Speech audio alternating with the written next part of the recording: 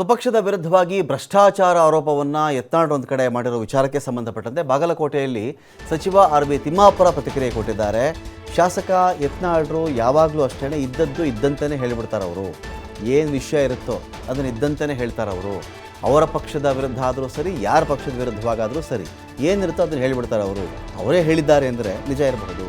ಅವ್ರಿಗೆ ಯಾವುದೇ ಅಕ್ರಮ ಭ್ರಷ್ಟಾಚಾರ ತಡೆದುಕೊಳ್ಳುವಂಥ ಶಕ್ತಿ ಅವರಿಗಿಲ್ಲ.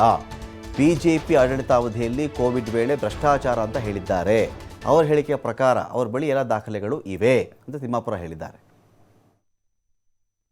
ಯತ್ನಾಳ್ ಅವರು ಭಾಳ ಗಟ್ಟಿ ಮನುಷ್ಯ. ಅವರು ಯತ್ನಾಳ್ ಅವರು ಯಾವಾಗಲೂ ಇದ್ದುದನ್ನು ಇದ್ದಂಗೆ ಹೇಳಿಬಿಡ್ತಾರೆ. ಮುಚ್ಚು ಮರೆ ಏನು ಇಟ್ಕೊಳ್ಳೋಂಗಿಲ್ಲ.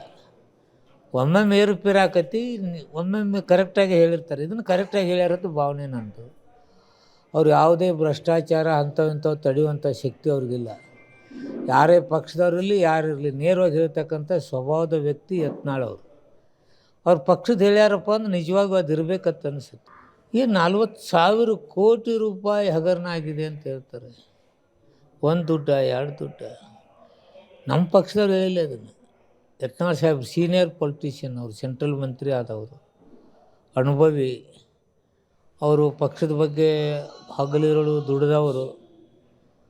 ಅವರಿಗೆ ಭ್ರಷ್ಟಾಚಾರ ಬಗ್ಗೆ ಗೊತ್ತಾಗೈತೆ ಅಂದರೆ ನೀವೇ ಅರ್ಥ ಮಾಡ್ಕೊಳ್ಳಿ. ಅವ್ರ ಹತ್ತಿರ ಎಲ್ಲ ರೆಕಾರ್ಡ್ ಇದ್ದಂಗೆ ಇದೆ. ಅವ್ರು ಮುಚ್ಚಿಟ್ಕೊಂಡವ್ರು ಯಾವ ಹೊರಗೆ ಬಿಡ್ತಾರೋ ಗೊತ್ತಿಲ್ಲ, ಹೊರಗೆ ಬಿಡ್ತಾರೆ ಅವರು. ಅವ್ರ ಹತ್ತಿರ ಏನೇನು ಅಸ್ತ್ರಗಳದಾವು, ಏನು ಇಟ್ಕೊಂಡಾರ ಅದನ್ನು ಇಮಿಡಿಯೇಟ್ ಬಿಡುವಂಥ ಕೆಲಸ ಮಾಡಬೇಕಂದ್ರೆ ಅವ್ರು ನಿಷ್ಠುರ ವ್ಯಕ್ತಿ. ಅವರು ಸಸ್ಪೆಂಡ್ ಮಾಡಿದಾಗ ಬಿಡ್ತೀವಿ ಅಂತಕ್ಕಂಥದ್ದು ಮಾತು ಸರಿಯಲ್ಲ. ಅವ್ರ ನಿಷ್ಠುರತನ, ಅವ್ರ ಸತ್ಯತೆಗೆ ಹೊರಗೆ ಬರ್ಬೇಕಾದ್ರೆ ಇವತ್ತೇ ಅದು ಏನೈತೆ ಅವರೆಲ್ಲ ಒಳಗಡೆ ಏನೈತೆ ಎಲ್ಲ ತೆಗೆದು ಬಿಡಬೇಕು.